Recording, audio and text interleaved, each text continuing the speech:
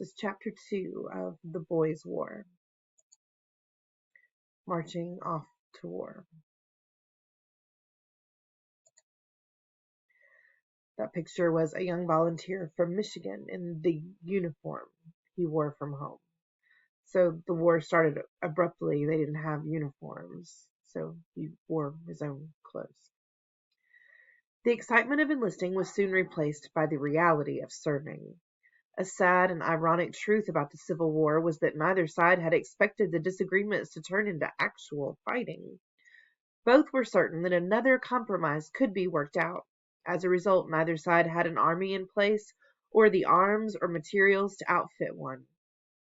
Obviously, we're not talking about your arms, but guns and other weapons. The North was in a slightly better position at the start. It had a strong industrial base from which to produce materials, and it had a standing army and arms. The trouble was that it would take almost a full year before its manufacturing plants could retool to supply what the army needed. As for the army itself, it numbered only 16,000 when the war began, and many of its officers and soldiers would resign to fight for their southern states. And while the North did have a sizable number of cannons and rifles, a surprising proportion of these weapons dated back to the Revolutionary War. Early in the war, recruits often found themselves marching in their street clothes and using wooden guns and swords and even cornstalks for training. A lucky unit might find itself outfitted by the proud citizens of its town. This, however, produced a rainbow of uniform colors and styles on both sides. One regiment called itself the Highlands and proudly marched off to battle wearing kilts. The most outlandish uniforms were patterned after those worn by a celebrated French fighting unit known as the Zouaves, and consisted of baggy red breeches, purple blouses, and red fezzes. We're going to pause here because you need to see a picture of this. This uniform was definitely not made to hide in the woods, right? This is not camouflage. Not even a little. The South's economic power lay in its production of cotton and not in manufacturing. When Lincoln ordered a complete blockade of all Southern ports, problems in the South multiplied. No wonder recruiting posters made it very clear that the volunteers shall furnish their own clothes. The result was a hodgepodge of colors for both armies. When the two sides gathered during the first months of the fighting, it looked like a hastily assembled circus parade, and not two serious armies. Worse, the variety of uniforms often led to fatal mistakes. With smoke blurring vision and emotions running high, inexperienced troops often fired on anyone wearing the enemy's color, and at least one battle was decided by the color of the uniforms. During the Battle of Bull Run in July 1861, Union artillery was ripping apart the Confederate lines from the top of Henry House Hill.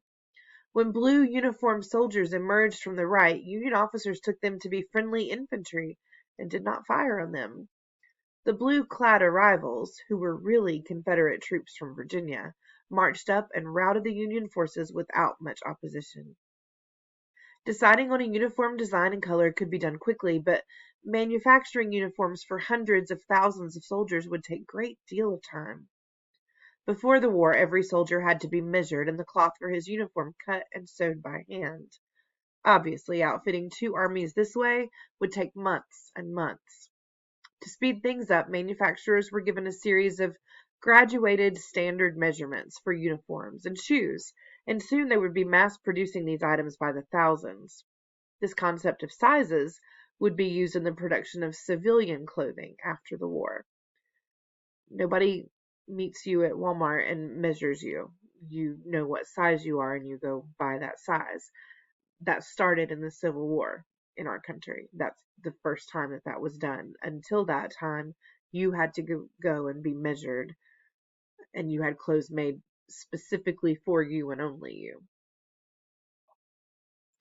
Even after both sides adopted standardized uniforms, the results were not always completely pleasing. A 16-year-old in the Union Army provides these details about his first uniform. My trousers were too long by 3 or 4 inches. The shirt was coarse and unpleasant, too large at the neck and too short elsewhere. The cap was an ungainly bag with a pasteboard top and leather visor, while the overcoat made me feel like a little nubbin of corn in a large husk. Nothing ever took down my ideas of military pomp quite so low. So here we're finally seeing them in matching uniforms. A regiment of soldiers from New York in typical uniforms. The more they serve, an observer wrote, the less they look like soldiers, and the more they resemble day laborers who have bought second-hand military clothes. In other words, they didn't fit. Abel Sheeks, age 16, joined the Confederate side with only the clothes he was wearing when he ran away from his Alabama home. Unfortunately, his shirt and pants were the same blue color used by his enemy. He tells how he came by a proper uniform. I was not very tall, and caps and drawers were in short supply, so they went to the older, bigger men. I did not mind this, and was happy with what I had, which was what I had brought from home, until the sergeant came to me and said, "Do you want to be taken for a Yankee and all that blue?" I did not, so after each fight I would search the field for anyone near my size who did not require use of his equipment. I must confess to feeling very bad doing this, believing the dead should not be disturbed, but I had no other course. In just a few weeks my uniform was the equal of anyone's. Once outfitted, a boy had to learn the business of being a soldier. Since arms and ammunition were scarce, there was not a great deal of target practice for either side. He would have to learn how to handle a gun in the heat of an actual battle. That left only the tedious and tiring exercise of drilling. Both armies needed soldiers who could be moved quickly and precisely during battle. A long column of marching men might have to be positioned to face an enemy approaching head-on. This could happen in thick woods, or at night, or even in a downpour. And once positioned, the men might have to be repositioned many times to defend against attacks from the side, or to move to another spot on the battlefield. To avoid chaos, even a retreat was supposed to be orderly. Those were artillerymen of the Confederacy, a number of them very young. They were practicing loading techniques before a battle.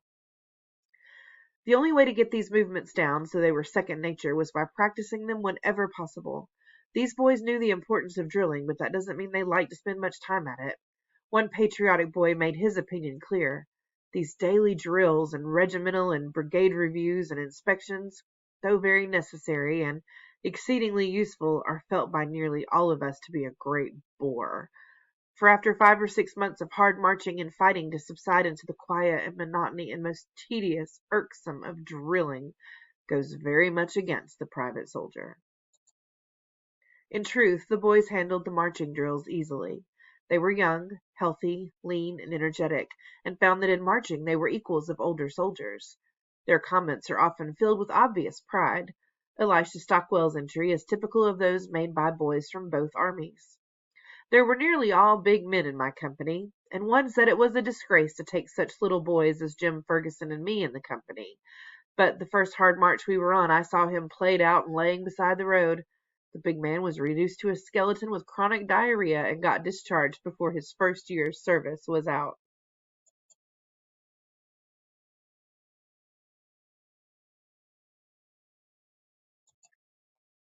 New recruits from the 96th Pennsylvania Infantry learning drill procedures in a camp just outside Washington, D.C. If the physical endurance required in marching was easy for these boys, the notion of discipline was not. They were not accustomed to taking orders from strangers. A Union boy had a telling brush with authority. The first day I went out to drill, getting tired of doing the same things over and over, I said to the drill sergeant, "Let's stop this fooling and go over to the grocery." His only reply was addressed to the corporal. "Corporal, take this man out and drill him like heck." And the corporal did. I found that suggestions were not well appreciated in the army as in private life. It takes a raw recruit some time to learn that he is not to think or suggest, but obey. The Southern Army seems to have been more disciplined and more relaxed at the same time. When sides were being chosen for the war, the South got most of the experienced officers and soldiers. In addition, the President of the Confederacy, Jefferson Davis, was a former soldier and Secretary of War. This put the South months ahead of the North in organization and training, and led to its stunning military successes in the first 3 years of the war. Even so, one Southern historian had described camp life as one continuous barbecue. Drilling was held to a minimum, and the notions of saluting, saying, "Yes, sir," and "No, sir," and keeping an orderly tent were not strictly enforced. Most likely, the Confederate officers realized they did not need all of that to create an efficient fighting unit.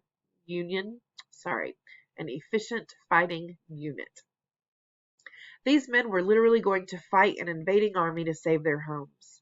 When a battle came, they would follow orders. In addition, the officers realized that their men were not being properly supplied. Why push troops to further aggravation with excess drilling in military form?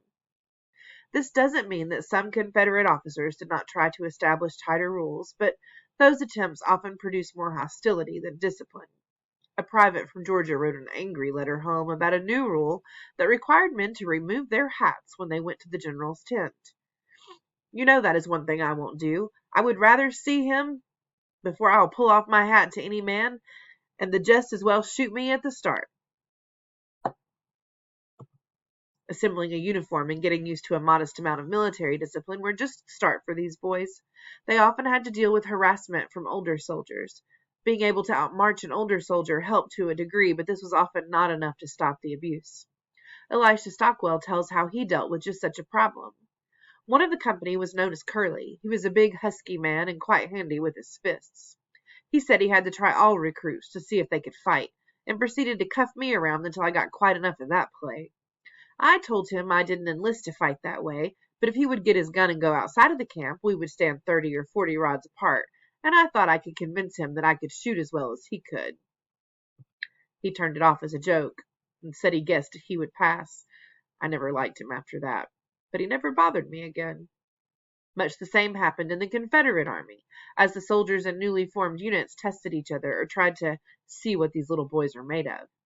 For the most part, some sort of peace was made, but one letter written by a Confederate officer tells a different outcome.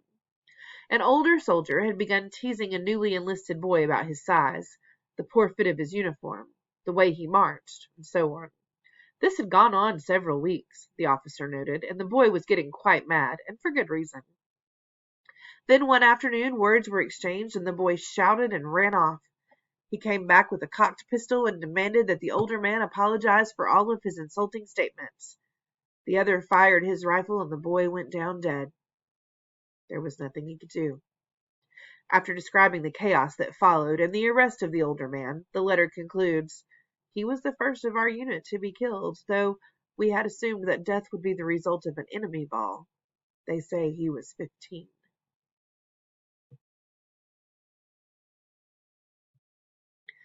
There are many young-looking faces in this group shot of the 93rd New York Infantry.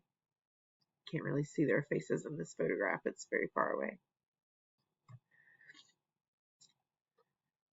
The period of enlisting, outfitting, and training did not take very long, especially in the opening months of the Civil War. Each side rushed to get troops into the field, even if they were sloppy and inexperienced, before the other could attack.